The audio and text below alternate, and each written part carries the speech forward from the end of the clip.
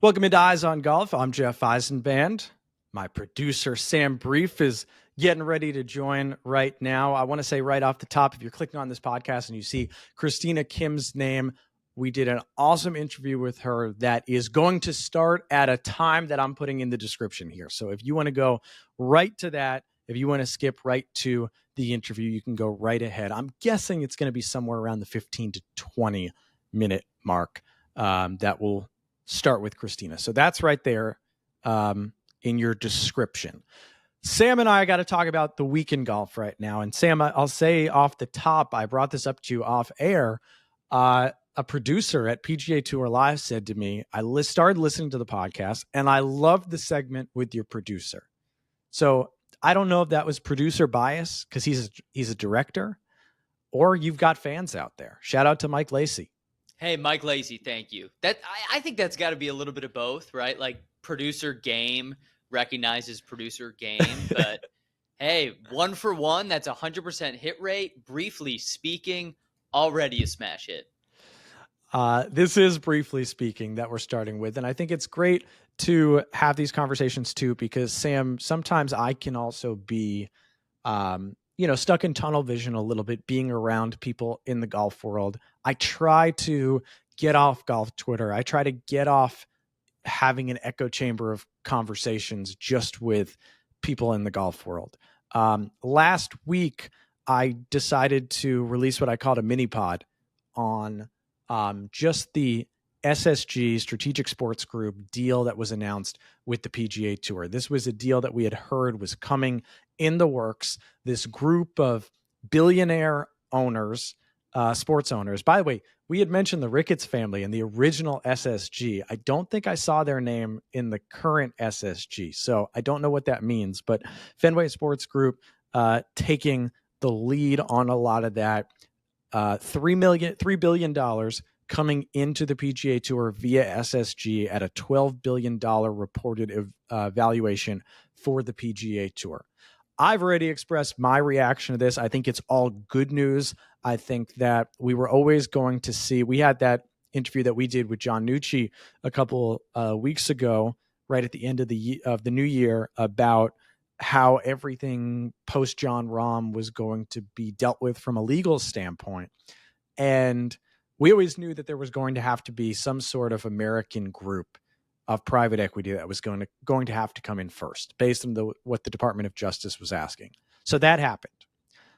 I was expecting it. Now we can talk about where to go from here. But what was your reaction to that move? Well, my reaction was, for the golf fans and for the golfers, it's good news, right? It's a huge cash infusion. This is so much money, right? $3 billion, yes. And that's only 25% of the valuation. $12 billion valuation is also bigger than people were expecting. It's so much money, right? And that can grow over time. The players will actually become equity partners in this new PGA Tour Enterprises. So to me, it's like we can stop fooling around with the concept of the PGA Tour as a nonprofit entity, right? The PGA Tour doesn't want to compete with other golf organizations. It doesn't want to compete with Live Golf. It wants to compete with other international sports conglomerates. Think the NFL, think the Premier League, like these things that have billions of dollars of TV contracts and investment in them. Now the PGA Tour can play with the big boys, right? You've got all this money. This feels like just the beginning. There's still a lot to be unfolded in the next few years. Are the Saudis and PIF going to get involved? Mm-hmm. How is that going to look with the PGA Tour and Live? Golf still has to finish its internal squabbling before it can punch with the big boys. But this is a big start. This is big news. Whenever I see Arthur Blank and Steve Cohen and not the Ricketts family, apparently, but all these names involved in golf, it just can't be a bad thing. I know they say more money, more problems, and there will be problems. There's still DOJ investigations into this to make sure that, they're doing everything right in the legal system. But this is a good thing for golf, and I think is the first step towards stopping the internal squabbling that's been kind of poisoning the game. Yeah, we should also mention John Henry, Tom Werner, all the people at Fenway Sports Group leading this. So Uh, many rich guys, just a lot, so a many lot of rich rich guys. guys, but it's important, Sam. A lot of rich guys who don't just throw away money. Like, right, this is not just a favor for people. They're going to expect a return on their investments, and that's going to be up to a lot of people at the PGA Tour, probably I'll include myself in that, to create value for this enterprise. I'll mention, like I always do, I'm a PGA Tour independent contractor. So if you think that you're just going to hear biased talk from me, you could either skip to the Christina Kim interview or not listen, Or just listen to uh, me. They or don't just pay listen me to Sam. anything. Sam's, yeah, it's Sam. Well, they don't. I'll say whatever's on my mind, guys. Sam will check me a little bit, but I think that it's interesting you say um, compete with the big boys, right? So the MLB and the NFL were nonprofit organizations that converted into for-profit enterprises. That's kind of what's being done here with the PGA Tour. Now, what does that mean? In the past, the PGA Tour had to spend X amount of what they were making on charity. At the end of the day, the whole organization had to be a nonprofit. There was always talk about players couldn't technically get appearance fees. So how would you get players to go to certain venues? Maybe you'd take care of them in terms of sponsorships or certain other ways. There might be different ways to get certain players to events now. There might be different ways for organizations, not just the PGA Tour, but partners of the PGA Tour, to present players with opportunities. But of course, like you said, the Saudi Public Investment Fund, the PIF, still lingering here. What does this mean for that? Because very explicitly in the press release, it said that those conversations will continue on. The PGA Tour was very quick to make sure that people understand this is not a shutout of the Public Investment Fund. This is not necessarily a way to go about business and not include them, although some players might think otherwise, which we can get to. There's been a lot of reports on what does this mean for a potential, PIF. Does this mean that the PIF will now invest a number less than $3 billion? Does it mean that the PIF will purchase off of SSG a number less than $1.5 billion? That's another sort of, is that a backdoor way to get this all approved by the Department of Justice? And how much does that leave for other investors? And how much does that leave for equity for the PGA Tour players? Those questions are still to be answered. But the big debate that we wanted to talk about is Rory McIlroy saying, yes, we still need the PIF. Jordan Spieth perhaps saying, we don't need the PIF right now. Allegedly, the two of them having an hour-long conversation over the phone, even though they were in the same place at Pebble Beach after this. So there's a lot of moving parts there. I've in the last year or so, I've really related to Rory in a lot of ways in terms of thinking that what Rory has said is that the money is there. PIF wants to spend money. They are going to spend money in this sports world. We need to find a way to have them spend the money in the traditional ecosystem and build on golf and not, I don't want to say disrupt, even. I just don't want to say kind of light the whole thing on fire. That's been Rory's take. I think Spieth's take you could also defend as good negotiation tactics, right, Sam? If you go to the table right now and say, oh, we need them, well, that just gives all the power to the person you're negotiating with. So maybe there's a piece of Jordan Spieth that's thinking in that way. Jordan Spieth is on the player board right now. Rory McIlroy is not anymore. So that is important to note. But yeah, there's a lot to digest there in terms of, and I think this is what Jay Monahan would tell you. You want all answers for everything. Clearly the players have been split about so many things over the last couple of years.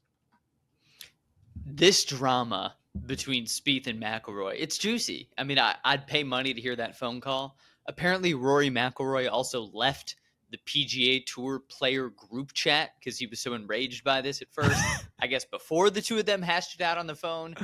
I'm with you, Jeff, though. I relate a lot to what Rory's thinking because what he's saying is, hey, there is an absolute megaton of money that's in the PIF that's going to go to sports. We've seen it go to soccer. We've seen it go to live golf. It's going to pickleball. I mean, it's going everywhere. Formula right? One, Yeah, tennis. I mean, they're trying to take over the sports world, just like they're kind of trying to take over the world. But that's a totally different set of podcasts. But Rory wants a piece of the pie for golf. He's saying, I want the PGA Tour to grow. I want golf to go. I want our individual prestige to grow. So why not get this PIF money? Yeah, it's good negotiation for someone like Spieth, who is on the player board, to say, hey, maybe we don't need him anymore. We got all these rich American guys here. I mean, we're fine. Look at us, $12 billion valuation. But also, you don't want to piss them off, because right now they have disrupted golf, right? This all started with PIF money forming Live Golf and creating this huge split in the golf world that we've spent the last 2-3 years talking about. Now, you don't want to piss him off, right? And Jordan Spieth knows that. Jordan Spieth has since walked back his comments a little bit. I also think it's interesting what PIF itself said through their spokesperson right after this SSG investment came through. They said the transaction announced Wednesday still allows for a co-investment from the Public Investment Fund in the future, subject to all necessary regulatory approvals. Yep. So that's a negotiation tactic on their part to say, okay, I see these two getting together right now. We still can too, which is not something you always see in negotiation. So odds are it's going to happen because the money is there. And now everyone's just sort of jockeying for the best position. But golf needs to stop bickering from the inside if they want to punch with the big boys, to come back to that earlier point. I'm also laughing right now because if you're watching the video version on YouTube or on Spotify right now, it's golden hour in New York, and I get like this glare that comes off. There's nothing I can do about the lighting in my Do you apartment. have west-facing windows? I'm facing north. Okay. North. It's kind of coming from the northwest, right? I'm in Chicago, 3:51 Central Time right now, so it's like almost golden hour. We got east-facing windows, so sun rises into this apartment, but then when it sets on the other side, the sun ricochets off the glass buildings across the street, and you get a mirror sunset. So I'll have that soon, Jeff. Anyway, I wanted to piggyback off your point. You know, like you said, the PIF still, everyone still wants this deal to go through. Rory and some other players also, by the way, perhaps in disagreement over Rory kind of saying, if eventually Live players want to come back, they should come back without penalty. Jordan Spieth, among others, Justin Thomas today, as we speak, I think has alluded to maybe it's not as clean as that.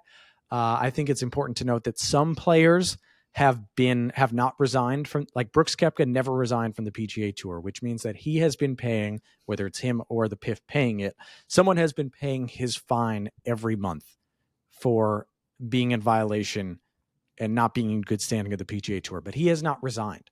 Dustin Johnson did resign. So Dustin Johnson does not pay that penalty, but he also does not have PGA Tour membership. So theoretically, if the two sides came together or something came together, Brooks Koepka would have an easier, basically could justify basically, hey, I've been still a member. I've been paying my dues. So I can come back. And that money has been circulating back into the PGA Tour versus someone who has not. And the same thing on the DP World Tour side.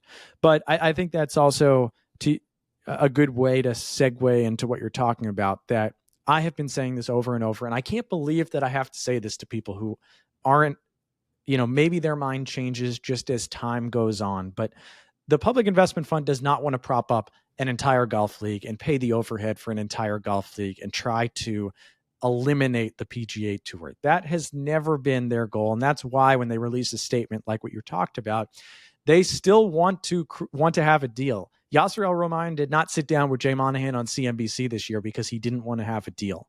What we've seen from the Public Investment Fund in all sorts of businesses, and sports included, what we alluded to with Formula One and with tennis and with soccer, it looks like they're going to get the FIFA World Cup in a few years down the road.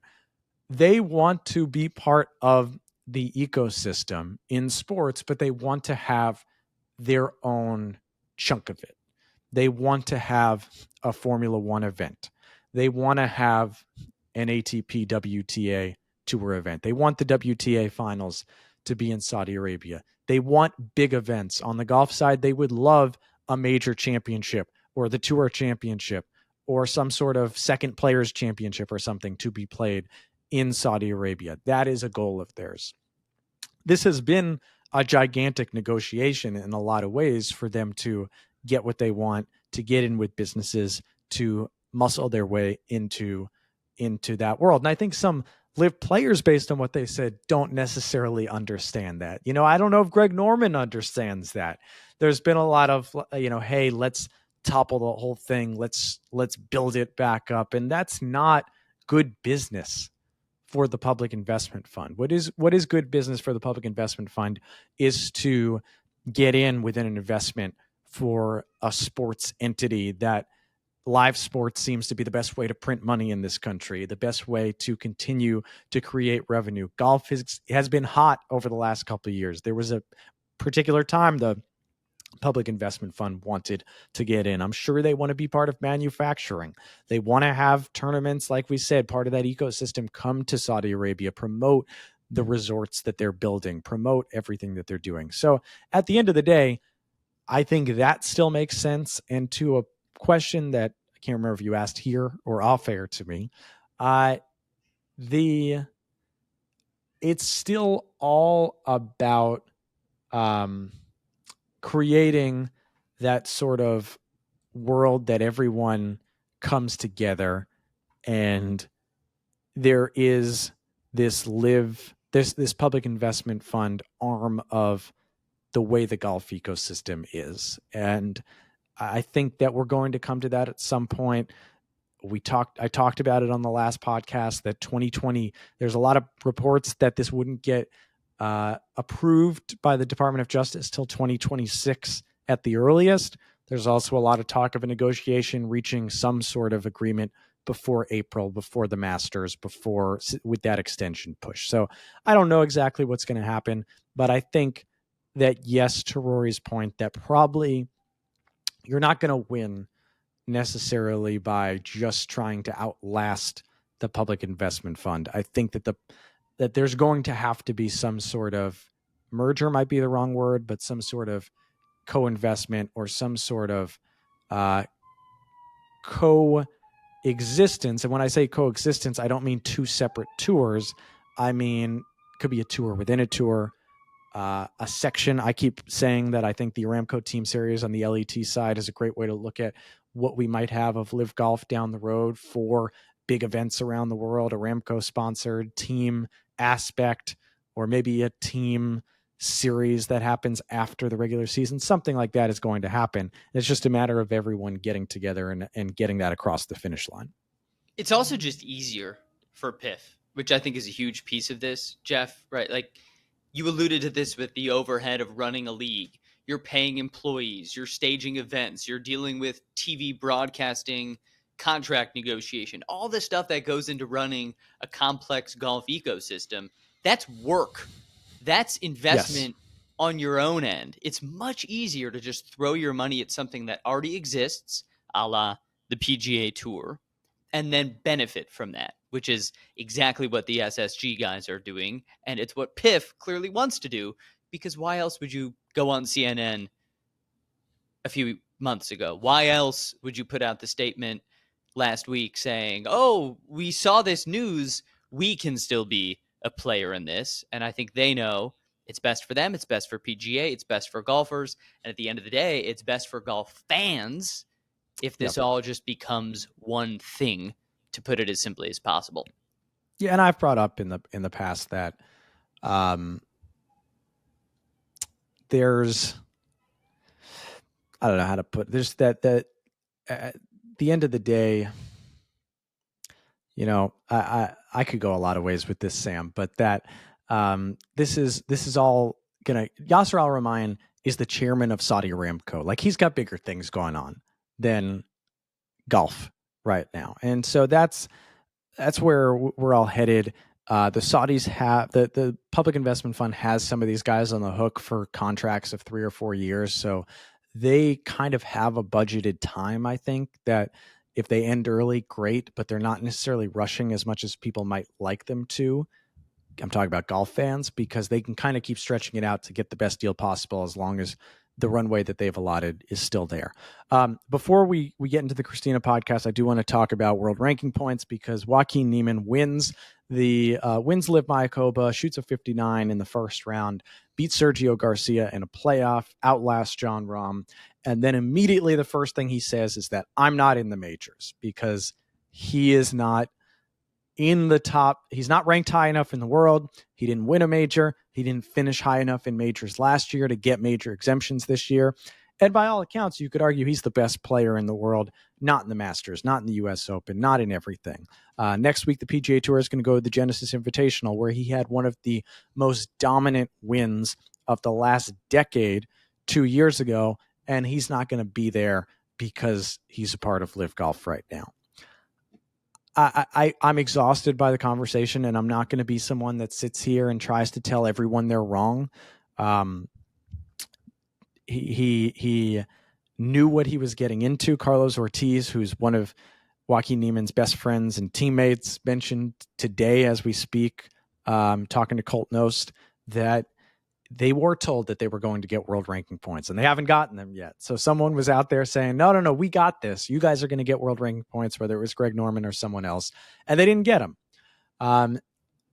You can tell me that it's on the Masters, it's on the OWGR, because they need to get the best players in the world. But it's a slippery slope, and I don't understand how you rank people who aren't adhering to, it's like ranking a tennis player who's not playing by sets, who's playing like tennis, a whole tennis section that's playing these best first to 8 one set matches, first to 8 games or something like that, and being like they're clearly good players. You see how they're playing. It's like, yeah, but you're playing 3 days against 54 players, and there's a very limited amount of opening for players to get there.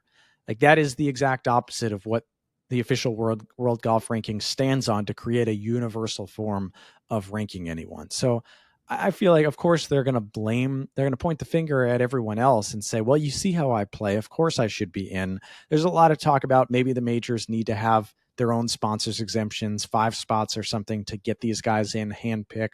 But then I also think you're going down a slippery slope, that the whole beauty of golf and major championships is that there is an opening. If you want to start tomorrow, Sam, and grind it out and qualify for professional events and work your way into major championships, you can do that. And, there's also the slippery slope of, once you start picking who plays in all these major championships, that's a slippery slope to, the open sort of way that all these golf majors were founded on. So I could go either way with it. I just think it's very easy to complain now, when everything was there, written. The rules were all written. No one snuck up on anyone. Yeah, you can't complain about something you already knew about. Is that what you're saying? I'm saying it sounds to me like the kid that didn't hand in his homework on time but did it right, and is now saying, like, why did I not get an A in this class? I did all the work. It's like, you knew the rules. Like, I'm clearly one of the smartest kids in this class. Why do I not get the grade? Well, you didn't do the work. And someone paid you, in this case, millions and millions of dollars, to not have to put in the work like they did. And so, Joaquin Niemann obviously can go open qualifier for the US Open and the Open Championship.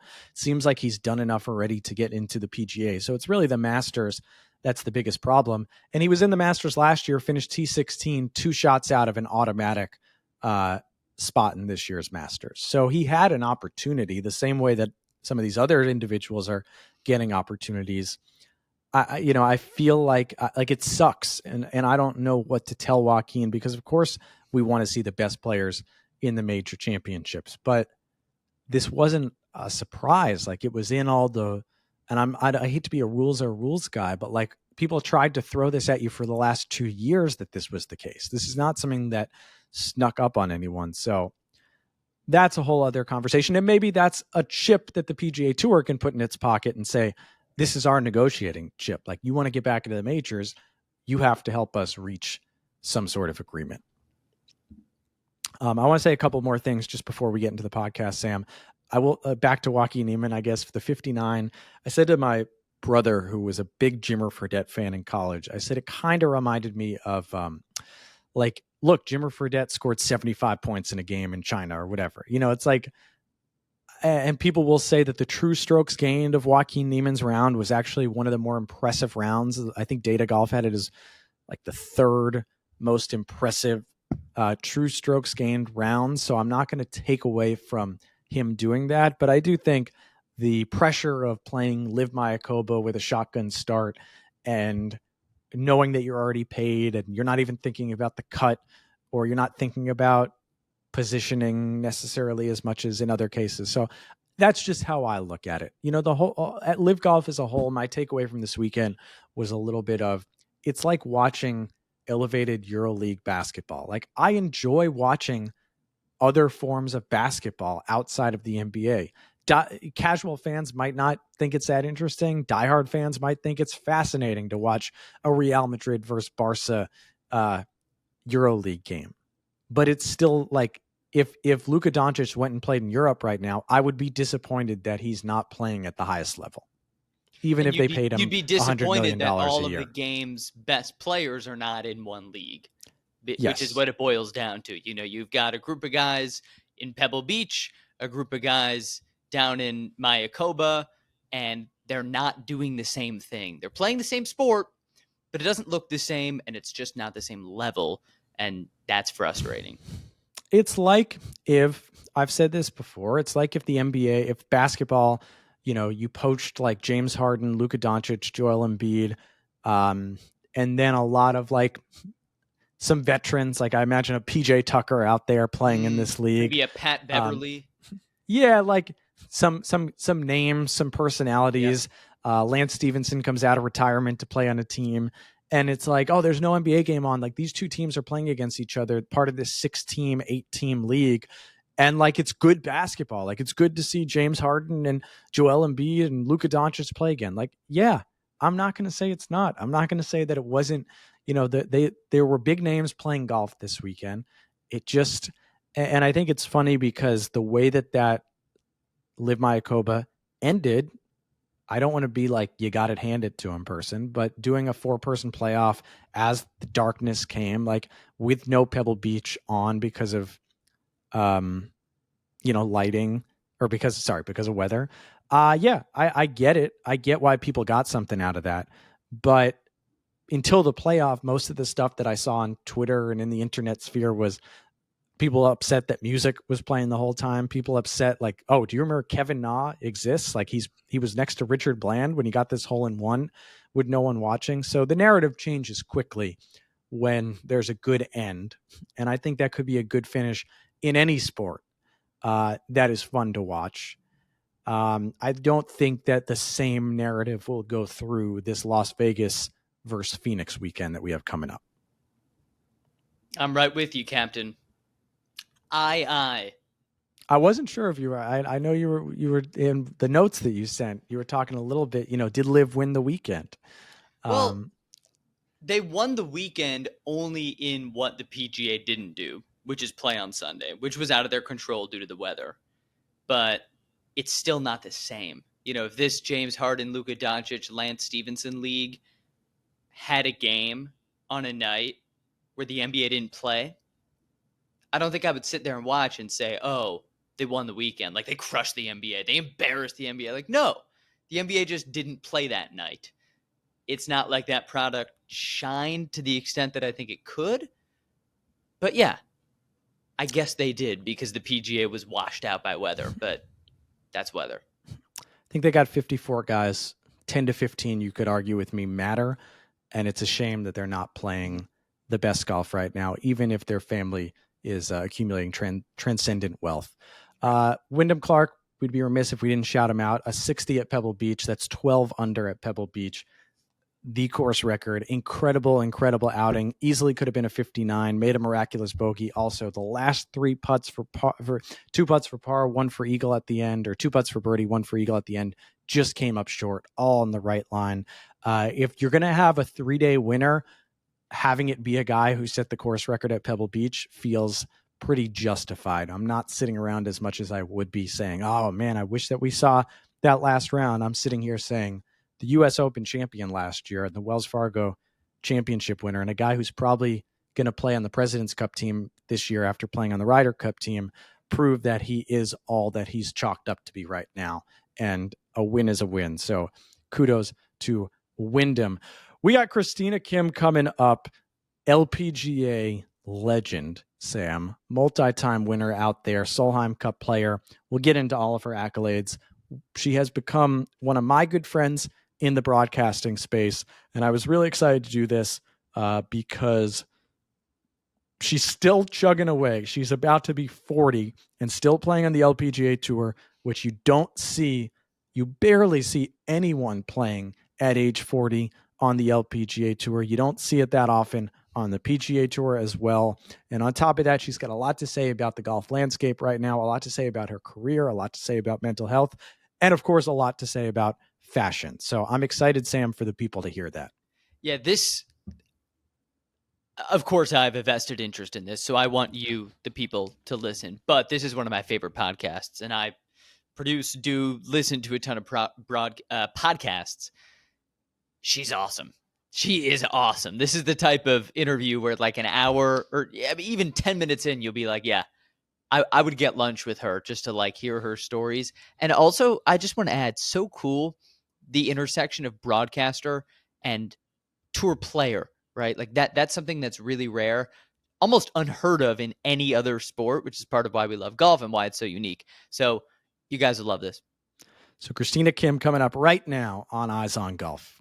Christina Kim, this is I was telling someone recently that when I pitched this podcast to a lot of people, obviously no one accepted it because I'm doing it by myself. But I always put you in the top of the list in terms of the guest that I was going to have. And as I started this, I thought, well, when should I do this? When is it going to happen? And then I see your name come up for the match, and I was so happy that I had to expedite this before the big moment, Christina. Well, thank you, Jeff. It's great to be on with you. It's been awesome working with you for these last couple of years, and yeah, I'm doing the match. We'll get to that. Obviously, we've had the pleasure of working together the last couple of years on PGA Tour Live on ESPN Plus, where you broadcast for PGA Tour Live. But working with me is not your claim to fame. 3-time LPGA Tour winner, 3-time Solheim Cup winner, and believe it or not, starting year 22 on the LPGA Tour. Oh my! How does that sound? First of all, I know you've been kind of notching that. I loved last year. You said in an interview that your career is old enough to drink now. How does that sound? 22 years on the LPGA Tour now. It is hard to believe because it really doesn't feel like it was that long ago when I was a rookie on tour in the final pairing in the final round of my very first event as an LPGA player. Obviously, a lot of fashion changes, a lot of hair changes, a lot of physical changes, but it's hard to believe it's been 22 years. I mean, the older you get, the quicker time flies. 22, that goes back to 2001. 2003, excuse me. You actually did play an event in 2001. You turned pro when you were just 18 years old, and you're still doing this. And to be frank, on both the men's and women's sides of professional golf, it's hard to still have a career at, believe it or not, I'll whisper it, you're going to be 40 in March. In a couple of months, yeah. What still gets you up in the morning to compete at this point? One, the desire to actually compete. I really feel like the last 5 years or so, I've been working a lot on my mental health and my overall psychology. And just as everyone does, we all have childhood traumas, whether or not we realize them. And so coming to terms with a lot of my traumas and the hardness of life for the first half of my life, I really wanted to focus on and incorporate a lot of softness. And that went from me being still fun, bubbly, lively, all of that on the golf course with having that competitive edge of, hey, I want you to play great. Just make sure you get out of my way because I'm going to beat you, to being, hey, I hope you play your best today. I just hope that my best is better than your best. And so having that separation from a little bit of not a removal of hardness, but just such an influx of softness in everything that I've been doing with this, going into, like you said, I'm going to be 40 in March. I kind of lost that competitive edge. And I came to the realization of that,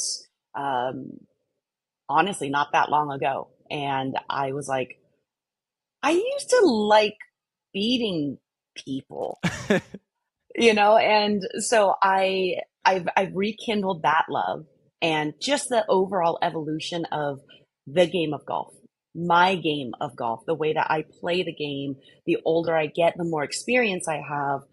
Obviously, the more I play and the older I get, the more scar tissue I'm theoretically capable of having built up. But I've gotten some really really cool not coping, but like mechanisms in which I can just better let go of things and see the positive in things. And it's golf. Why wouldn't you want to play? This is all I've ever done. It's all I really ever want to do, just being involved in the game. And I'm not done yet. A lot of people would say it's golf. That's the frustration of it right there. Oh, absolutely. And part of that, you say you want to beat people, but also everything is humbling at this age. We were talking last year. I remember you were doing a US Open qualifier. You were telling me with a high schooler, and I know you've been doing some Monday qualifiers in the last year. For someone who is so accomplished in the game, to have that humility and also, like you said, to rediscover a lot of the competitiveness in yourself. How are you taking that to these areas of the game where you're playing against people who were you maybe 20, even 25 years ago? It's an interesting question you pose. I was actually having a conversation with my psychologist, Dr. Joseph Brandt, who has worked with a fair few golfers. He worked a lot with junior golfers, which is great because I always joke that I have the mind of a 12-year-old.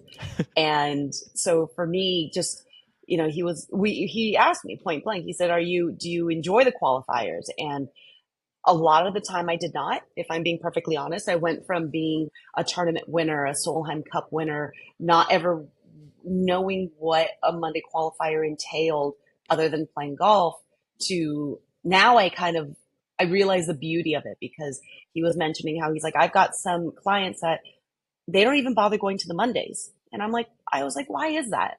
And he said, well, the idea that, say, on the men's side, you have to shoot 8 under just to have a chance at qualifying for the tournament, that's a big thing for a lot of people. And I was like, I was driving, and when we were talking, I was like, the reality is, how is that any different from the mindset you should have on Thursday morning? That's the mindset you want to have as a tournament winner in general. The Monday qualifier is a tournament. So why wouldn't you want to have that same mindset anytime you tee it up, especially as a professional golfer? And he was like, I never thought of it that way, because everyone tries to say, Monday qualifiers are this, or, it's a different type of beast or whatever. The only difference is it's in a much shorter span of time in terms of a tournament. Growing up, we've all played one-day events. Amateur golf, there are plenty of one-day events. So really, how is that any different? If you want to win, go out with the mindset of a winner, not the mindset of someone that wants to be one of 2 or one of 4 people that gets through the qualifier before the real tournament begins. Anytime you're competing, you're in a tournament. Do you get a sense, especially, like I said, we were talking about that US Open qualifier, a high schooler, do people kind of know what they're getting into, that do they have that moment where they realize that they're playing with a 3-time LPGA Tour winner and Solheim Cup winner? I'm not going to lie. I think there's been more than 0 times in which the player that I'm playing with was not born when I was getting my first couple of wins and my first couple of Solheim Cups. I think there are a lot of players that, their eyes are on, the Scotties, the Rorys, the Nellies, the Lydias. They're like 40, soon to be. They're like, you're closer in age to my parents than you are to me. And I'm like, okay, you're the one inside the rope, so like, let's go. Like, what are you into? What do you tick? Do you talk? Do you wait, do you tick? Do you talk? I mean, that's here. I was looking it up right now, Christina. Nick Dunlap was born in 2003, so he was not yet 1 year old when you won your first tournament. And I think it's timely talking about how you, like we said, I mean, you dropped out of high school. You started playing professional events, I believe, at 17. You turned pro at 18. You made the LPGA Tour so young. You had 2 wins by the age of 21. You had your first win when you were 20.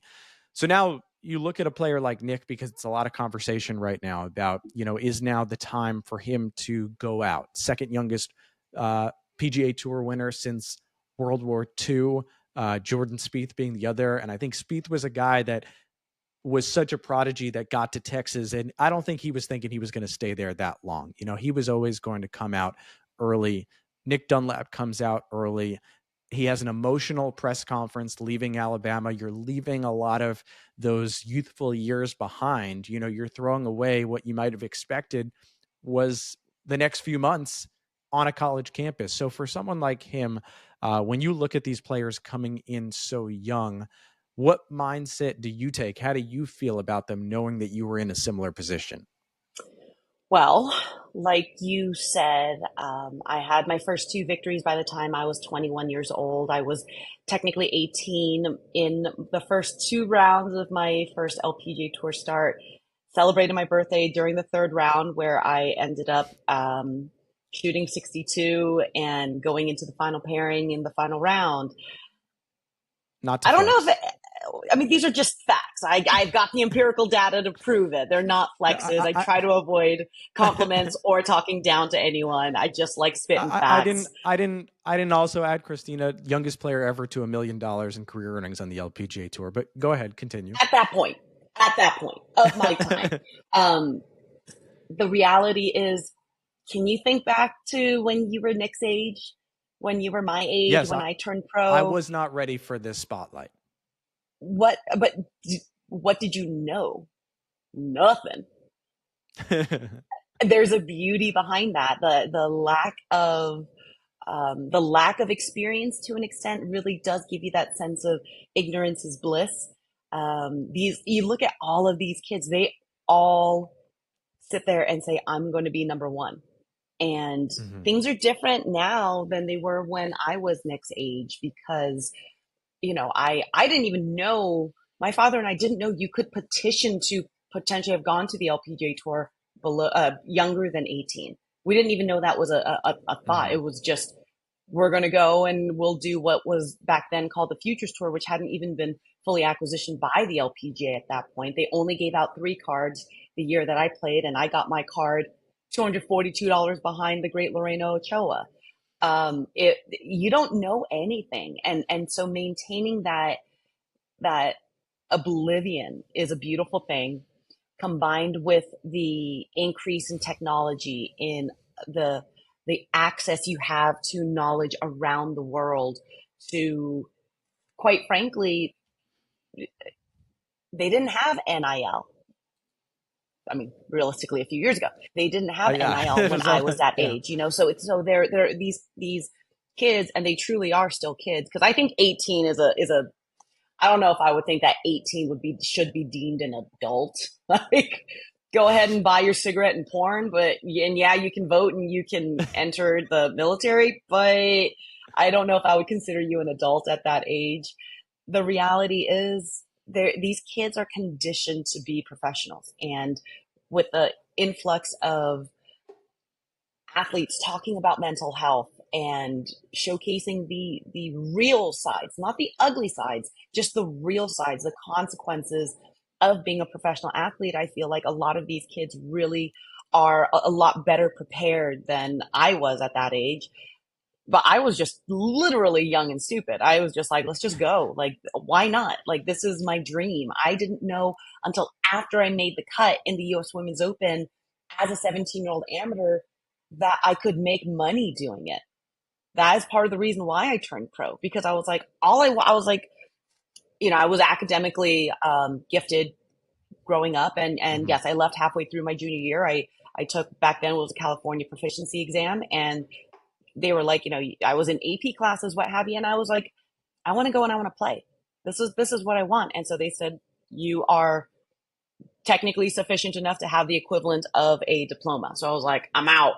And I So you said, basically got a California GED at 16. we do have GEDs as well. This is a slightly different, like, it's Hmm. yes and no. It's still just a slightly different certification. And growing up, I was like, all right, I'll go to Stanford because that's where my uncle went. And then I'm just still going to keep doing what I do. My parents are going to work, and I'm the one that's going to go play golf because golf is fun.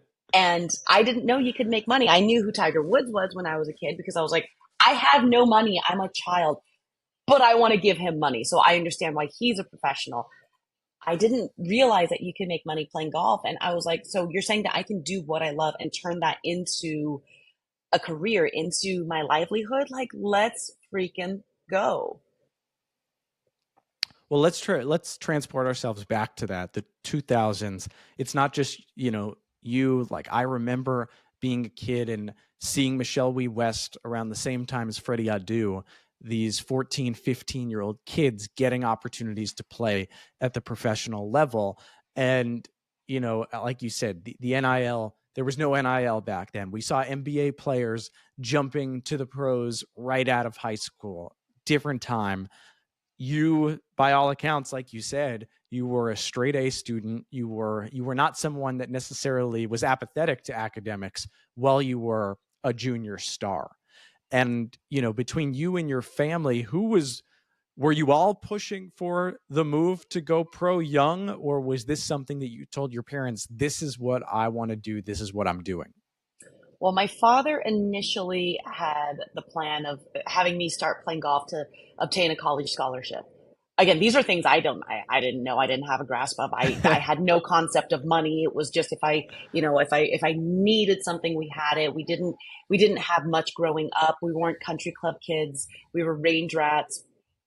But I never really went without when it came to, and I never went without when it came to needs. And both of my parents, they were educators back in Korea before emigrating to the US. And so he started up my siblings and I in the game of golf to try and further our educations. And I was 12 when I started. I was just shy of 12, excuse me. I was just shy of 12 when I started. And, 6 years later, I'm like, well, I'm going to turn pro.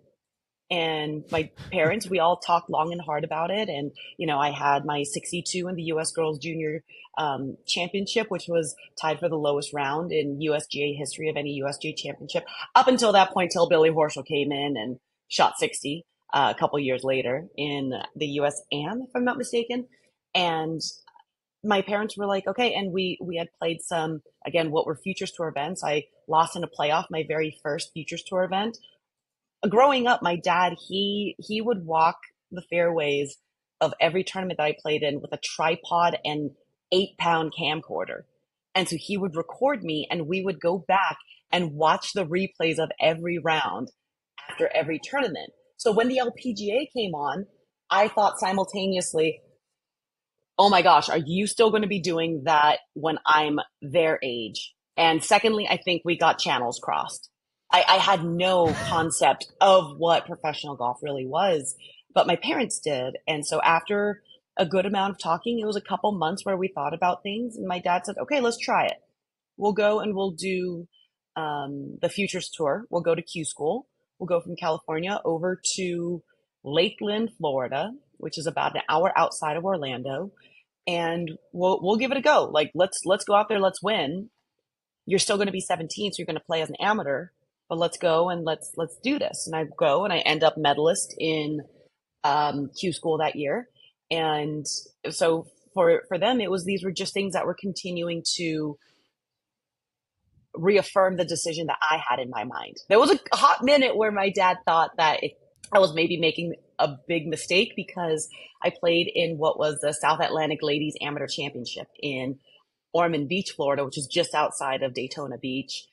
And it's one of the larger women's amateur championships, like similar to say like the North South, the Western, those kinds of championships. And the only thing I knew about Florida was a tournament that I played in and won in August, and Q School, which was in early November, still very summery, very hot, and the Babysitters Club books. And so I just figured it was hot and balmy all day, every day. And we get there, it's 40 degrees, blowing 40 miles an hour and raining. And I'm there in tank tops and like short shorts, and we can't afford to just go out and buy a new wardrobe for the week. So I just duke it out. And in the final round, this is my final round as an amateur. I'm going to be turning pro 6 weeks later, talking with a girl, and she was finishing up her career at, I forget if it was maybe Kansas State, or it was a bird. The mascot's a bird and the color was blue. That's all I remember. I don't think she went to Sounds like Louisville. Kansas. Sounds like the Kansas Yeah, Jayhawks. I think I think that's what it was. And I said, what are you going to do? This is your final round of, here at the Sally. What are your plans? You're going to turn pro? And she was like, no, I'm really not interested. I want to take my education and pursue other things. I want to do something within golf. I don't think I want to play. I was like, okay. And we finish our round and we hug. And she's like, what about you? You're 17. Have you signed with a school yet? I was like, well, actually, I'm turning pro in 6 weeks. And she was like, okay, I got you down for 90. And so my final round as an amateur in competition was 89 or 90. And I was like, yep, see ya. And my dad was very curious if we were making the right decision then. And it was like 11 years later or something like that. That same woman ended up working for the LPGA. And so I saw her and I was like, bro. And she's like, yeah, we're probably both surprised to see one another just in general in the positions that we're in. And obviously we ended up having a great relationship after that. But it was just one of those funny things. Like, that's the beauty behind golf. You don't know. You never know. The only piece of advice I could ever give to Dunlap is couple things would be to enjoy it, check in with yourself, don't have expectations. Make every round of golf, every shot of golf be an absolute marvel and an absolute wonder. Like, bro, I did that. Did you see that? That was sick. Well, how about on the women's side right now? We're talking about Dunlap, but Rose Zhang, obviously you can draw some parallels to, not just where she's from, but how, she obviously did spend some time, probably some extra time in college at Stanford, but another young player who's now embracing the pro scene as a young prodigy. I look at Alexa Pano, right? Almost just won her second event at 19, not to be competitive with you, but, she's right up there, turned pro. A lot of people saw her in the short game years ago. I don't think college was ever really a thought for her. So you look at these young players on the LPGA Tour, and what is your perspective of their journey? Again, it's an interesting thing to observe because for me, there's no real way in which it can be compared because, my rookie year, I had a Ping TISI Tech 6-degree driver. I played professionally with the Tour Prestige 100. Technology has changed so much just within the equipment aspect, the onslaught of launch monitors, of understanding how to optimize a driver. It was growing up, we bought a driver off the rack because I was like, ooh, that shaft is pretty. I like that. It's got yellow. And then you would find a way to make it work, as opposed to saying, we'll take your swing and find a club that'll work for you. You've got obviously the increase in understanding nutrition and being like, oh, well, maybe Velveeta and shells isn't the most, productive thing that we could be eating the eve of a tournament round. Like, oh, you felt slow, sluggish, and inflamed? I wonder why. You probably just didn't eat enough. Here, have another sugar-laden drink. You've got that, and then you just get the increase in media, whether it's traditional media, whether it's through social media, you all of a sudden you get to see more of what the pros do. Again, I was oblivious. I didn't know, I wouldn't have known. Honestly, I didn't know Annika Sorenstam from Adam. And I have a picture of her from when I was 15. My dad took me to a tournament and I've got hair about your length. I'm wearing a vest pleated khakis, and I think I'm wearing my golf sandals. Like it's just a very, very different world.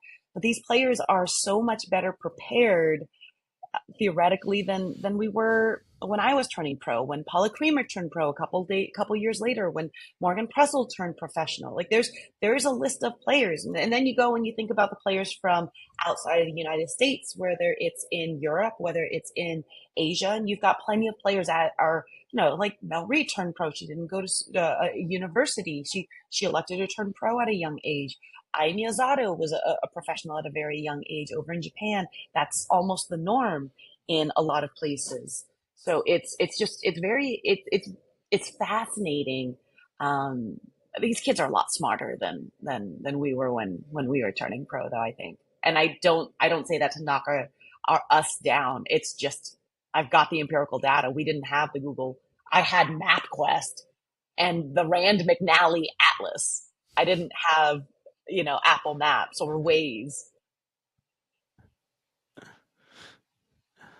It was a different time. That's definitely for sure. I think, I mean, one follow up there, I guess, also is important. Do you think there is pressure on the women's side because, on average, careers perhaps end a little bit earlier on the LPGA Tour side than PGA Tour players? Some of these PGA Tour players come out of college 22, 23. Some of them reach the PGA Tour at 30. They're still playing at 45. Obviously, you're still going at it at 40 this year, but on average, it does tend to be. I mean, we just saw Michelle retire. You mentioned Morgan Pressel. Think about the age that she ended up retiring. It does feel like there's a different timeline there. There's the absolute possibility of a different timeline if the prospect of having children and having a quote unquote conventional nuclear family is something that is important to you. If um, marriage is a thing that I mean, a lot of it is societal. There is always obviously going to be an aspect of it where there is physiological things. I think this is more or less a reflection of society as a whole. Yeah, I mean, Lucas Glover just balled his ball out last year, which was amazing to watch. Homeboy was not ripped open in half and had a living creature come out of him. It's interesting seeing the differences between the lengths of careers for a lot of players, between the men and the women. Like Lydia, obviously she turned pro, as an infant, but she says she doesn't want to play beyond 30 and she wants to have children. And she has elected to, similar to Michelle Wie West, where she was like, yeah, maybe I don't want to play as a mother. It's I don't know. It's just slightly there are a number of variables that are involved in that, aside from just the physiological way in which women's bodies can deteriorate at a specific rate, and the perception of, because women enter puberty at a younger age, that means that their bodies are going to be at peak performance at a younger age. There's again, with the influx of technology and advancements with fitness and understanding body mechanics and things like that. I don't know. I've always felt like, not that rules don't apply to me, because I love rules, but it's more just that, you sure about that? Like, maybe it's not that way for literally everybody. I know you've taken the time to mentor some young up and coming players, and yourself. Did you have mentors? Did you have people who helped guide you along when you were so young in the game? Absolutely. I was very, very fortunate. I would say Beth Daniel and Meg Mallon. I call them Beg and Meth. Sorry. Meg Mallon and Beth Daniel were, without question, two of the most influential people to me in my early career. Sari Pak mentored me initially through the television screen, because again, with what she did winning the US Women's Open, that was a point in life where, as a young girl, you never realized how much representation matters until it's in front of you. Nancy Lopez, still a very, very close friend of mine. I just had, a half-hour conversation with her on the phone a couple of nights ago. Um, Rosie Jones.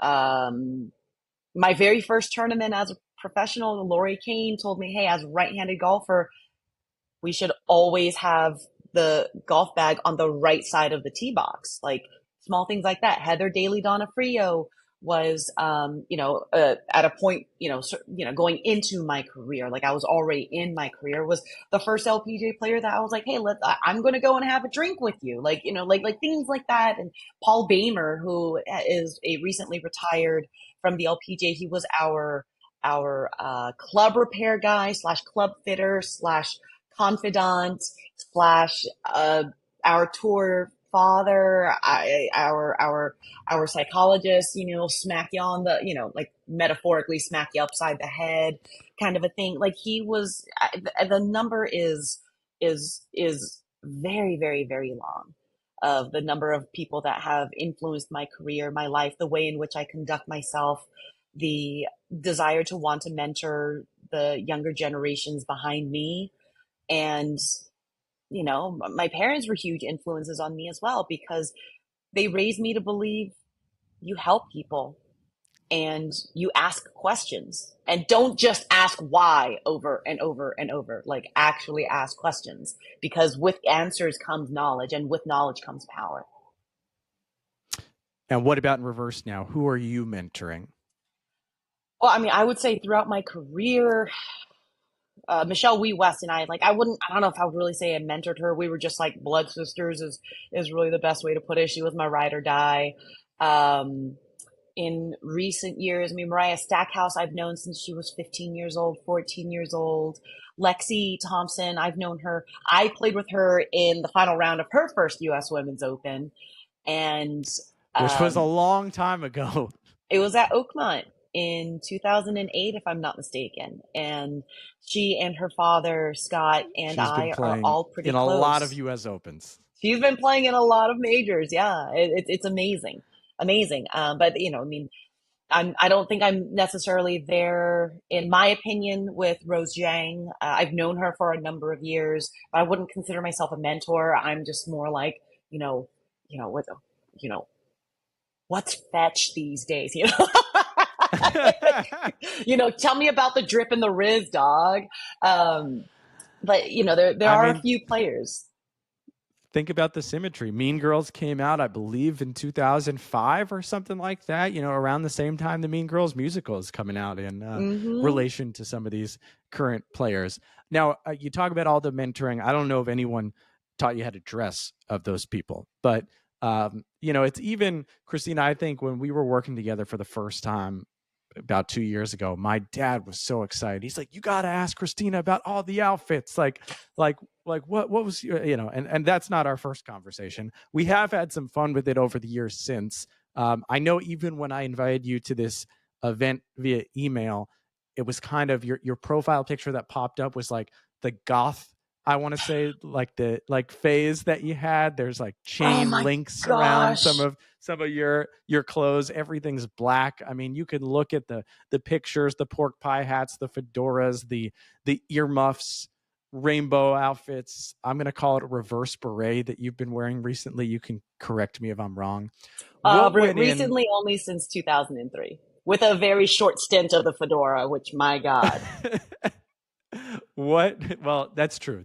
I should say some of those eccentric hats were more of one-time sort of things. But what went into the decision to look different, especially in an era of golf, not today, but going back 10, 15 years ago, that people weren't maybe taking as many chances? There wasn't a choice. I saw something, I liked it, I put it on. I liked it, I wore it. There really wasn't very much thought involved in it. The only thought that I ever put into anything would be what I'm wearing the week of the U.S. Women's Open. I want to don that red, that white, that blue. Those are the only things that go into my brain. I don't, I've been told anything from you're making the biggest mistake of your life, when it was me speaking to someone about turning pro when I was 17 years old, to I would never wear that. And both answered this are the same, where it's like, well, it's a damn good thing. It's my choice and not yours, isn't it? You're allowed your opinion. I respect your opinion. I don't share it, and that's okay. Is there anything you look back on and you see the pictures and you go, why did I decide to wear that? Oh, every single one. Yes. I'll probably go back when this comes up and I'll look and I'll be like, why did you wear that? I'm like, oh yeah, because I wanted to. Simple as that. I played the my very first US Women's Open, 17-year-old amateur. Bite golf sandals, metal spikes, no socks. Your girl made the cut. She was the bronze medalist in terms of third low amateur. Worked. I don't care. Your parents didn't say as you were going out the door, maybe socks and closed-toe shoes might be more comfortable today. No, because I said without socks, I have my tactile ability to really be able to read the ground. That helps me. And they were like, okay. And then my very first event, again, 2003, we were at the Welch's Fry Circle K Championship at the Randall Park North Course in Tucson, Arizona. I come to find that the LPGA has in its rules and regulations a closed-toe shoe policy. So I had to scramble to get golf shoes. And I was terrified that I was going to be like a dog wearing socks. And again, ended up shooting 62 in the third round. And I was like, all right, I guess none of this matters in the long run. None of this matters because it's all chaotic. None of this makes sense. You want the ball to go up? You got to hit down on your irons. You want the ball go from right to left? You got to swing to the right. None of this makes sense. Who knew Randall Park had a golf course? I would imagine a different Randall Park, but also Randolph Park. Sorry, that's my bad. Randolph. What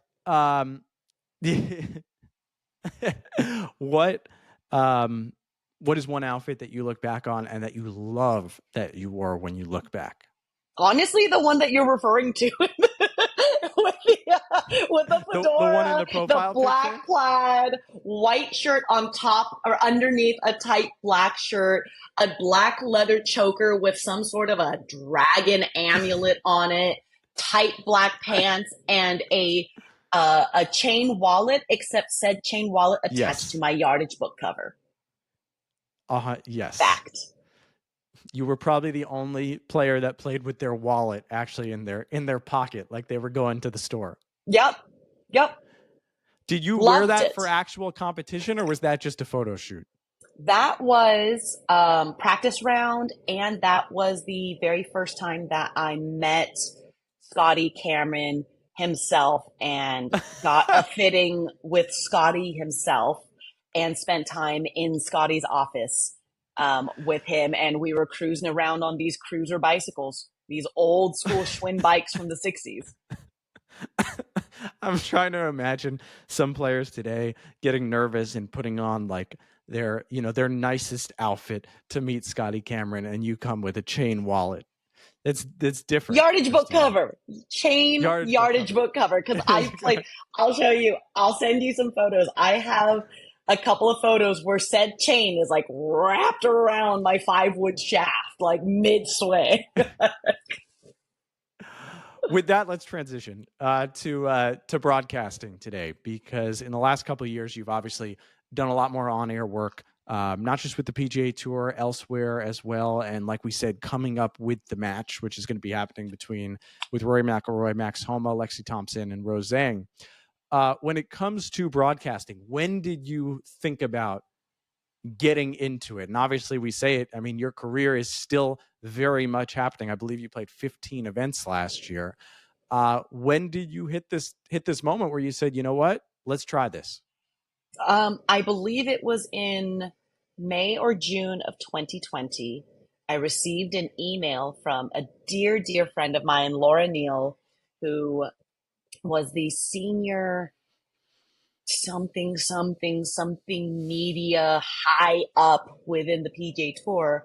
And she was actually the very first person to give me an interview at that same golf tournament, my first tournament of the year at of my career in Tucson, Arizona, that I keep referring back to. So kind of spoopy that um, I'm heralding back to that week again.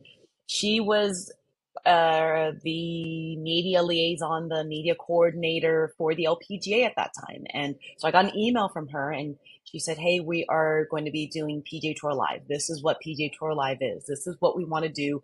We want to make a change in the golf space, in the way in which golf media is presented to spectators, to fans, to golfers. We want to collect a few people and have them do some stuff. Like, we think you would be amazing at it." Um, or excuse me, she said, this is what we are doing, because it was already in the season.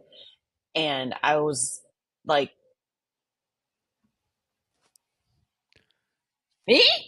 Because it was like in the midst of the pandemic. And I was just sitting there biding my time, waiting for my next start. And she said, "Yeah, we think you'd be a lot of fun. Like, come try it out." And it was a 2-day trial where I was like I was a guest Mhm. analyst for, a couple of shifts every now and again for the first 2 rounds. And then I went back and I was like, that was so much fun.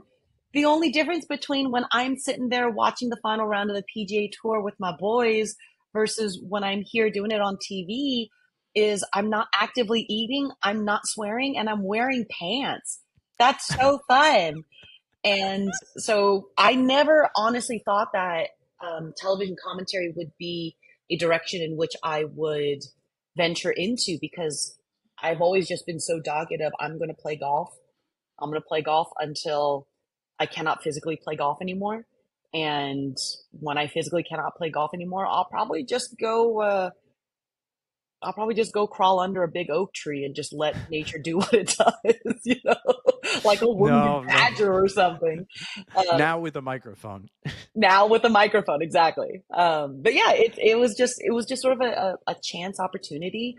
I had a ton of fun. I had a very um, overall very positive reception overall. Obviously, social media has allowed people to believe that they are things that they No. are not, which is sometimes not good people, which is okay, because I sit there and I say, "Hey, you're going through something. You want to take it out on me? It's okay," because again, doesn't matter. And it's just been so much fun ever since. And yeah, I'm coming into year 5 now. Wow. Well, I'll tell you, I remember sitting there in 2020. I remember exactly where I was in the pandemic, in my now fiance's family's house, sitting in her childhood bedroom. Well, that was kind of where we were parked away in New Jersey for the pandemic. Mhm. And I remember listening and thinking, like, wow, this is something different. This is something, there's energy ingested into this broadcast right now. And for you yourself, seeing the game from a different perspective and talking about the game from a different perspective, how has that changed your own relationship with golf over the last few years? Well, one, I remember after having done the Genesis back in 20, gosh, was it 21 or 22? I picked up like, and having not practiced that week at all, we obviously had 4 days of Rory McIlroy. I picked up like 6 miles an hour of driver speed after having not touched my clubs, not worked out, just sat on my tuchus and stared at a TV screen and just emoting. It went away, like it went away. But it was like that first practice session back, I was like, oh my gosh. But it's been really fun. I'm just a fan of the game, all in all. I love watching the kids when they're playing in college, when it's on TV. I love watching amateur events. I love going out and playing with my boyfriend and his friends. Like, it's at varying skill levels. I just love everything about the game. I love architecture. I love agronomy. I love obviously making contact with the ball myself, striking the ball. But I love golf, and it's an amazing golf and life are very analogous, because you can sit there and keep your head down, and you just sit there and you have a perfect swing, and you go out there and you pipe a drive and you look and you're in someone else's divot, or you can shank it, which is not far from a very good swing, and it could hit a tree ricochet off a nut that's in a squirrel's paws, go down, hit the cart path, hit a sprinkler head, and then end up going 2 feet from the hole. Like, again, none of this makes sense. It's part of the beauty of this game and the beauty of life. You think about someone like a Judy Rankin, and I know you're a student of history and a student of the game. How can you, as you do more on-air work, whether it be live coverage or whether we're waiting for the Christina Kim podcast to come out. I obviously written a book. How can you affect the game by still being on air very much when you're off the course? I don't know. Honestly, I'm might not. be the answer. That might be the answer. I'm saying, because I think there are a lot of people that look to you and see someone, and we've had this conversation, that has personality, that adds something to the game. I think we are very aware that golf can use some personality at points, and you've been able to offer a perspective. And I'm sure there will be people listening that have no idea who the heck I am, Christina, but are going to tune into this because they see you as inspirational, and they see you as someone who has added something to their lives. So I guess my question is more, as you want to communicate, and we can transition into my next topic here in terms of where the game is now. Where is your place in the game now at almost age 40, as opposed to where it was at age 20? So two things. One, and two, going back to your previous question and what you had just been saying, I must contest what you said in terms of the game needing more personality, because having been inside the ropes for the last 21 years, just on the women's side, which the coverage of the women's game is, it gives me the same feeling that people with the tetraphobia feel when they look at a lotus root, or when you stare at a strawberry too long and you get itchy. I would say a lot of it is, the reality is, let's take PGA Tour numbers. Every week you'll have between 80 and 156 incredible stories. I'm not saying that it's anyone's fault that those stories are not being shared by the media, because it obviously takes two to tango. You look at the vast majority of the tropes within golf. You're buttoned up. You got to maintain poise. You have to be, you have to make your golf club proud, kind of a thing. You got to do this or that or whatever it is. I don't know. I mean, if my actions are not breaking the law, first of all, not breaking any regulations or any rules, if that's not your cup of tea, we got some Darjeeling in the back. That's fine. We got Assam over there. We got Ceylon. You're more in a Rubis mood. Go find your cup somewhere else. So I think that there are amazing stories. It's just, again, a lot of stuff is societal. A lot of stuff is based off of generational traumas, is based off of generational stereotypes. And if nothing more, I'm not going to go out there with the desire to break these tropes, but I have no problem just saying, if you want to abide by those tropes, good for you. I'm not going to judge you if you want to have your top buttoned up. I got a fat neck. Mine won't fit. And so I'm going to be comfortable. But if you're comfortable that way, I'll support that. So it's kind of an interesting thing that I look upon in that regard. But yeah, if nothing more, I just want, the only way I would want to affect people is to, or what kind of effect I want to leave is, it's okay to be you, whatever that means. If you're very introspective and introverted and you don't want to talk about stuff, there's nothing wrong with that. You want to go and write poetry about your round afterwards and then post that? Tight. You don't have to do anything that you don't want to do. And I worry that We're raised so often in a world where we're told what not to do. Don't touch that. That's hot. Don't cross the street until the walk sign comes up. Whatever it is, as opposed to saying, hey, that's really hot. Why don't we go draw instead? Or, hey, we walk when the walk sign turns green for us, or the little walkie man pops up. Focusing, it's the same exact thing. It's just a matter of the perspective that we present people with. And so I don't want people to be scared. That is a very secure outlook on life. That being said, I don't know. No, but I think it's, how about when we talked about all of, coming in, obviously with a more flamboyant personality than perhaps some other people when you started your career. And you talked about being, growing up in California and then going around the country playing junior events, youth events, like you said, Futures Tour, which would become the Epson Tour originally. And as you were introduced to more personalities around the golf space that maybe weren't the same types of people that you grew up in the Bay Area around, how did you feel about the world of global golf early on in your career, and how did your opinion evolve as time went on? Well, when I was first playing professionally, I was just a sponge. I was like, whoa, you grew up in the Midwest?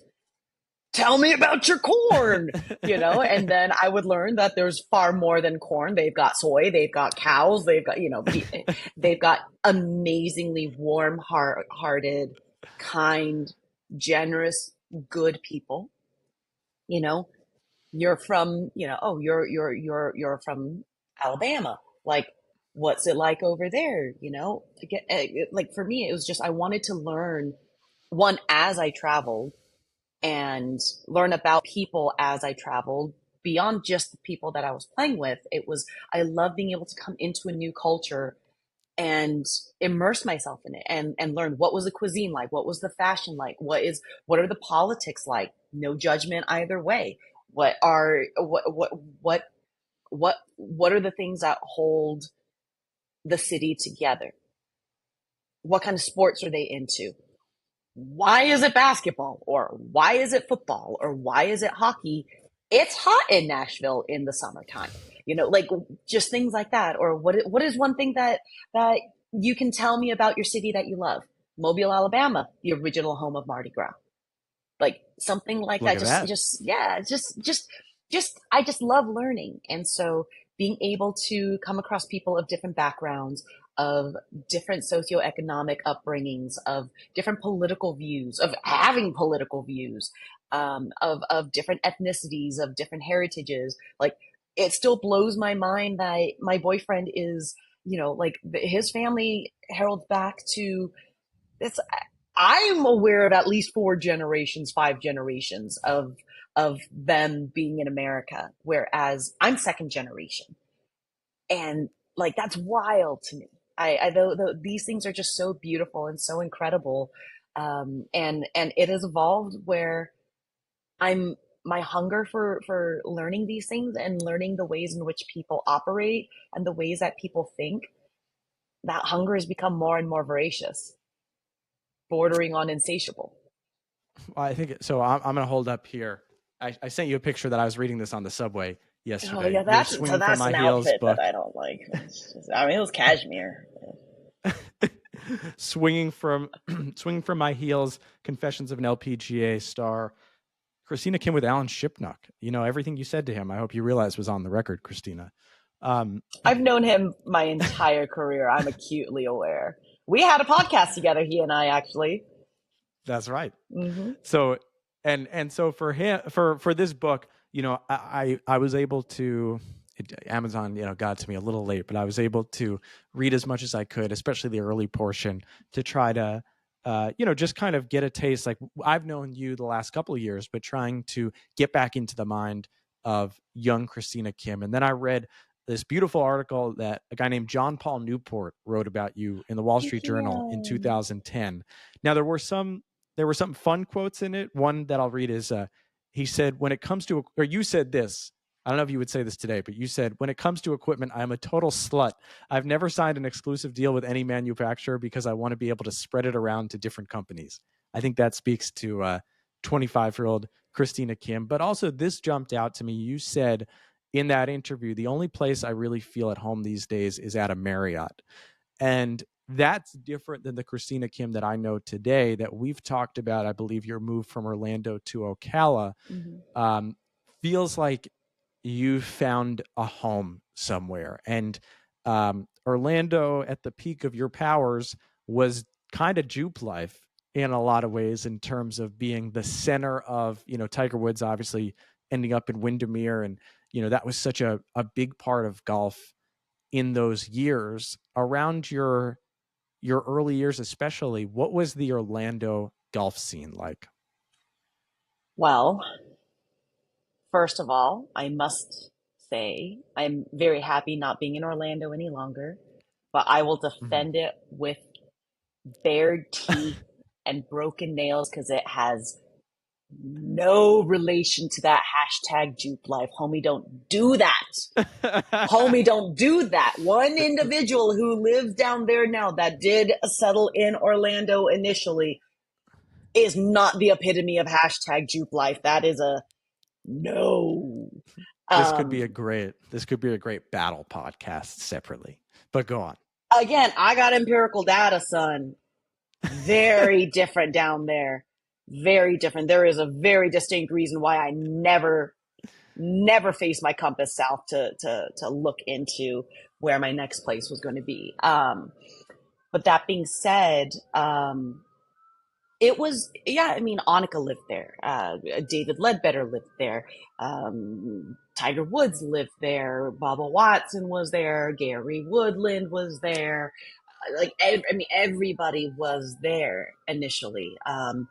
And it was very different from how it is now because, again, I feel like a lot of pros will tend to go closer to the coastline, all along the coast, whether it's West Palm, whether it's down farther south near Boynton Beach, whether it's Naples, Tampa, Clearwater. There are far more people that tend to go to the coast than they are inland, partially because of, again, advancements in technology. You're able to come across golf courses that can have paspalum grass, and it's a massive initial investment, but it requires very little maintenance. And you get tour caliber golf courses. You get fairways that are firm and fast. You don't have to just have the Bermuda, which Bermuda grass in and of itself was originally deemed a weed before they started cross pollinating with other strains. And it was a different time when I first moved there. It was not so touristy. Like I feel like ever since then, a very specific online retailer that is named after a massive rainforest and river in a southern hemisphere continent created a warehouse. Um, since that's come into the greater Orlando region, the mindset of the area has been same day delivery. And there's less of a sense of culture. There's less of a sense of identity. It's not just the Mickey Mouse effect. It's not just the Universal effect. It's not the theme park effect. It's, oh, if I order in the next 42 minutes, I can get this sometime between 10 a.m. and 3 p.m. as long as I spend at least $25 on goods from this uh, unnamed real, retail website. Um, trying to help out. You never know what sponsors you're going to get for this podcast. So, I don't want you to have to, Exactly. Yeah. privatize this. I'll talk to Disney. Hopefully the parks can sponsor me. But Yeah. But yeah, it's different. And my move to Ocala again, I've known Joe Donnelly, Ryan Gray, and the Roberts family that own Golden Ocala. Ryan Gray, the director of golf, and Joe Donnelly, the general manager since day one. I've known them for, gosh, I'm going over a decade now, and they're like family to me. And I would always find myself wanting to go over to Golden Ocala because, one, there's this beautiful sense of solitude there. There's it's an amazing golf course now. They've got um, 36 hole, no, 27 holes, soon to be 36, maybe 45 holes of golf right now, where they've got, we've got Amen Corner, we've got Bluebell, we've got the postage stamp. We've also now got, is it hole number 2 at Bethpage Black, number 3 at Oakmont, Seth Rayner inspired par 3, 10 at Winged Foot. It's got replica holes where they pay homage to some of these amazing, really impactful golf holes in the world, and it's just a different vibe. It's slower, but in a way where it's just more comfortable, and it's not like, hey, how you doing, as you walk past someone. It's, hey, how are you doing? And you actually feel like answering instead of being like, hey, how are you doing? I'm good. How are you doing? I'm good. How are you doing? And it's like, But you've been very open in your career and personally about, mental health and everything along those lines. And for you, it feels like, again, I'm interpreting this as your friend. When you talk about Ocala, it feels like you have a sense of community and you have a sense of people that when you go home, you know that you have a circle around you, which in the book and some interviews that you've done, for a lot of your career, you've lived that life of solitude as a professional athlete in an individual sport, traveling around the globe and not just the United States. I mean, you've done traveling around the world and made that a big part of your life. And it feels like, obviously we all learn year after year. We learn things about ourselves. We learn how to deal with, um, individuality and, in our line of work, a lot of times travel. How do you feel like all of the last 20 to 25 years has encompassed to get you to this point? a lot of heartache, and not like, the traditional sense of the word relationship, and boyfriends and girlfriends and lovers and things like that. I mean, I've had my heart broken from friends in the past, and so those have been some of the biggest learning experiences that I've ever had to deal with, which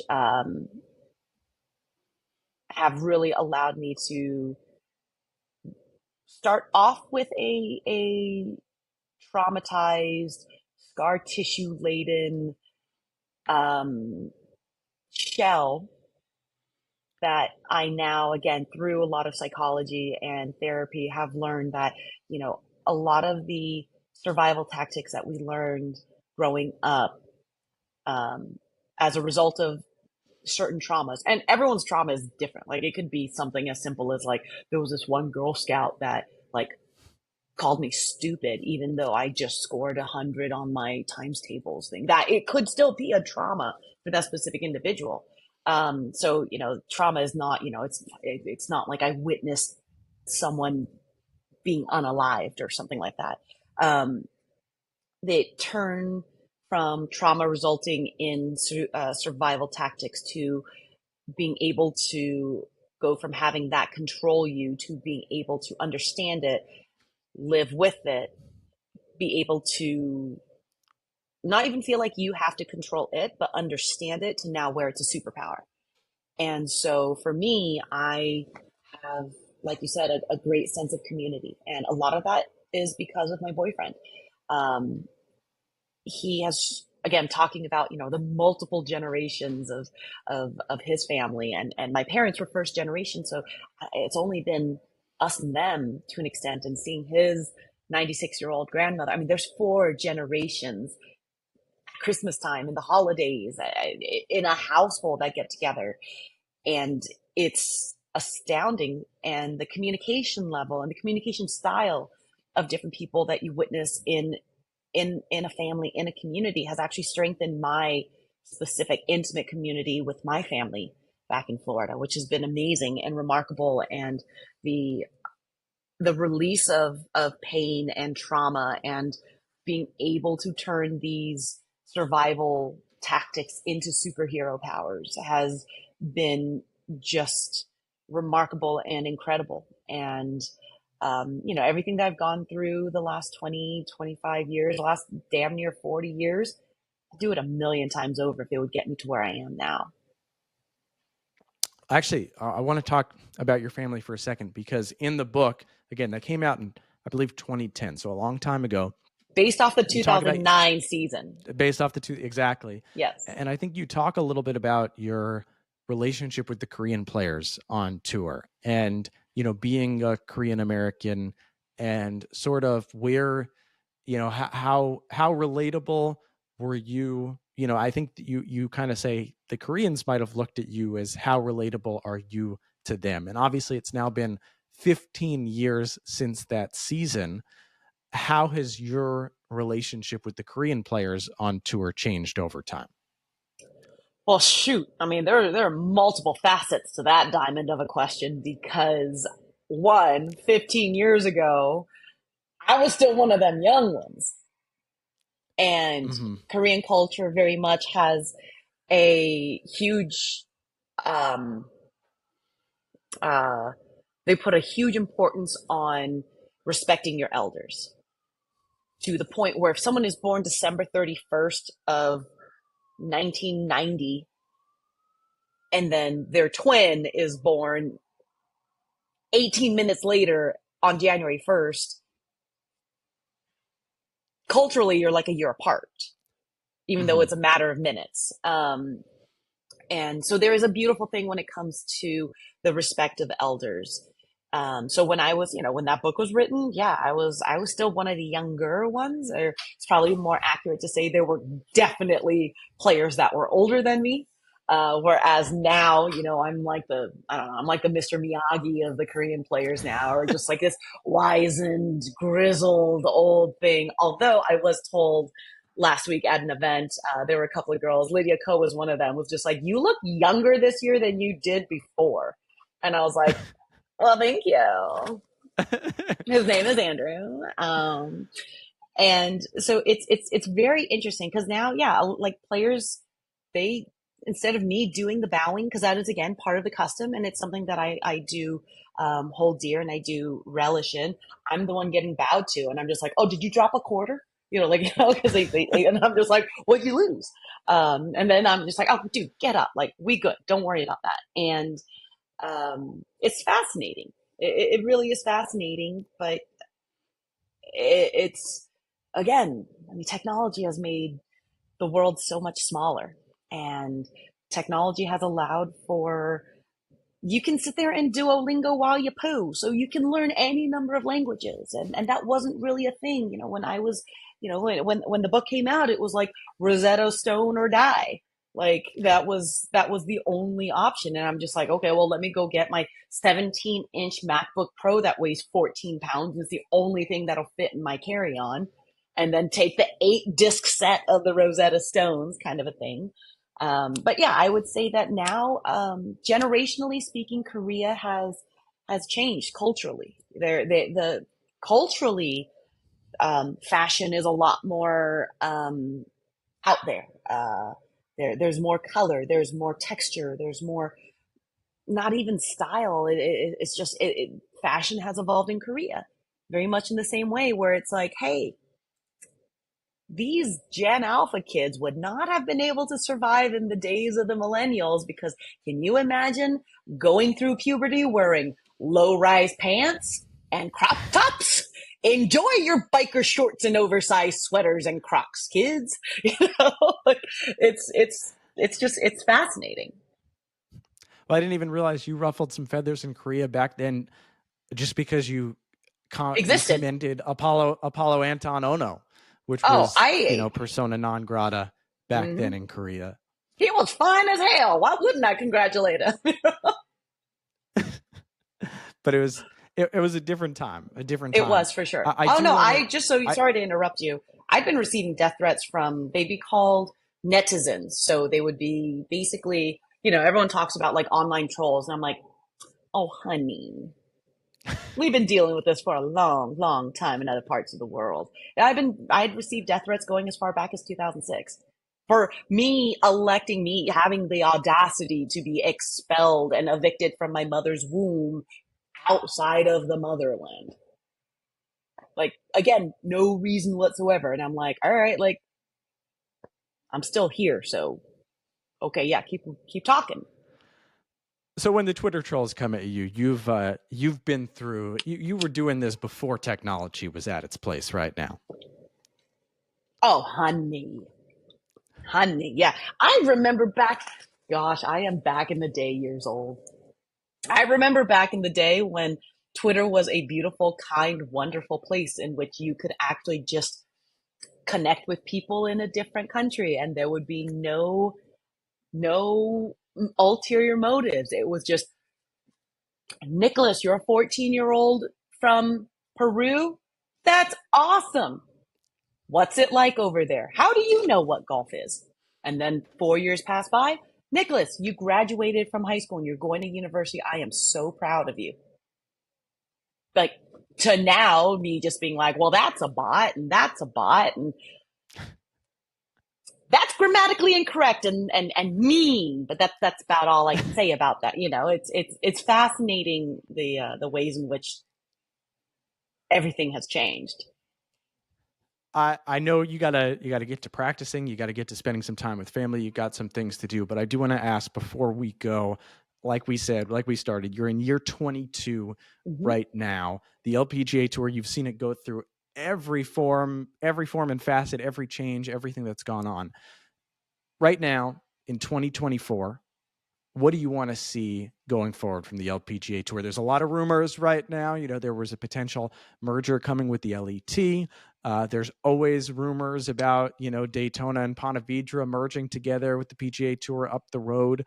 What do you want to see from your tour?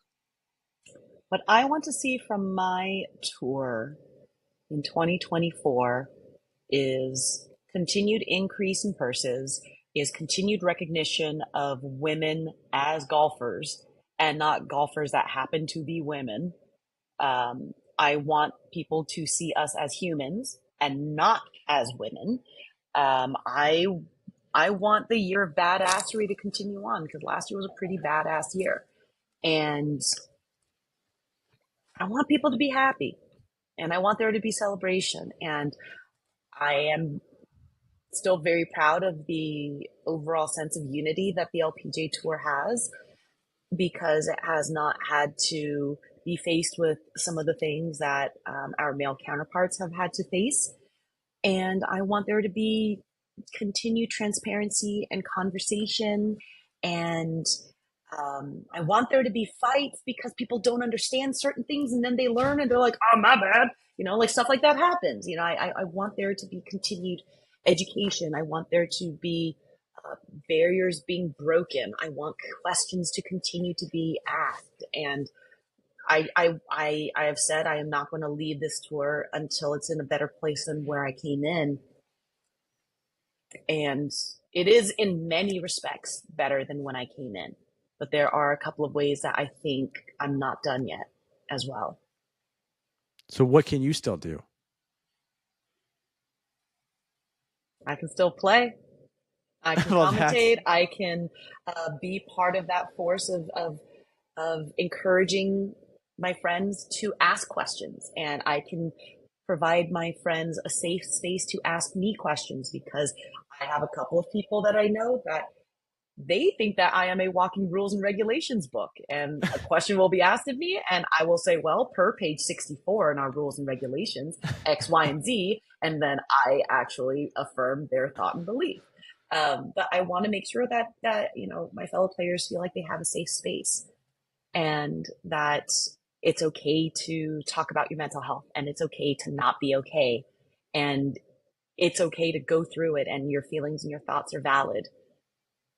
And I want them to know to get out of my way because I'm going to beat you. That's the important part, that you're back to wanting to beat people on the golf course. I'm going to beat you down and then kiss your boo-boos. You won't be beating anyone during the match, but I do want to talk about it because it is. I don't know. I am going to be talking to Mr. Charles Barkley. We'll see. Exactly. This is. There's been a lot of calls for the match to include to include a mix of players. This is going to be the first mix edition of the match. Like we said off the top, Rory McIlroy, Max Homa, Lexi Thompson, Rose Zhang. You're commentating it with a ton of the top talent there, especially at Turner Sports. Do you know what your role is at this point? What should we expect from you there? I believe I am going to be maintaining the role of analyst. I am going to be in the booth. So I think I am going to be sitting there and chirping at DJ Khaled and the other players. I'm going to be providing insight in terms of the shots.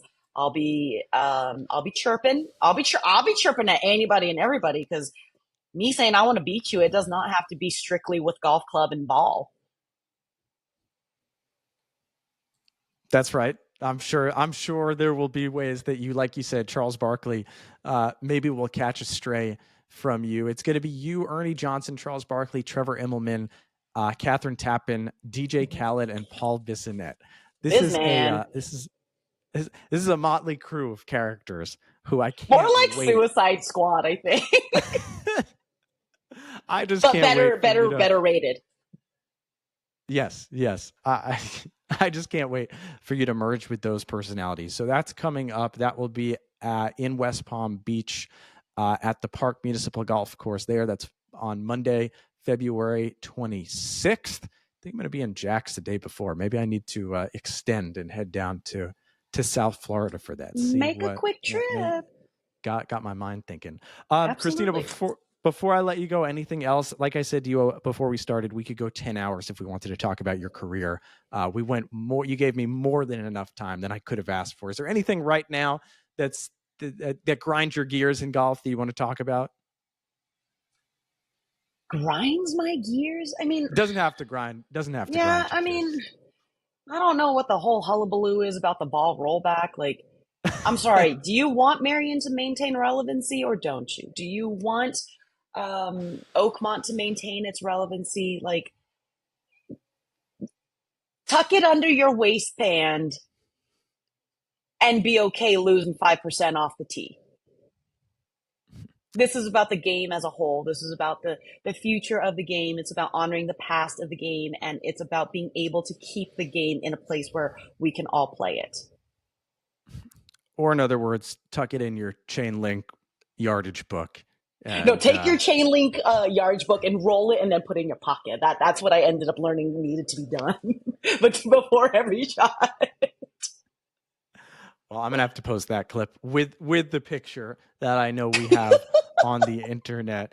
I want to let you get on with your day, Christina. I'm going to see you next week. As we're taping this, I'm going to see you next week at the WM Phoenix Open. Who knows if the powers that be at the PGA Tour will put us together once again. Yeah. I would love that, Jeff. Thank you for being on Eyes on Golf. Thank you so much for having me. This was an absolute blast. I cannot wait to binge every episode. Thanks so much for listening. Thanks to Christina, who gave me so much time well on the road. So impressive what she is still doing. Of course, she's going to have to potentially work with a schlub like me next week and then go back to playing on the LPGA Tour, those Monday qualifiers. Incredible to have that motivation, have that humility to go back and do all that. I think that's what has made her such a special person. Like I said, made her part of the story on and off of golf courses over the last 2 decades. If you've made it this far, I'll say this again. We're always looking for sponsorships. We're getting this podcast off the ground still, I'd like to say, in its infancy, but I'm planning on really revving things up and hopefully bringing in some awesome guests as we move on in 2024. I'll be on that WM Phoenix Open broadcast for PGA Tour Live coming up this week. So maybe I'll speak to you through those airwaves. And of course, more podcasts coming up here on Eyes on Golf.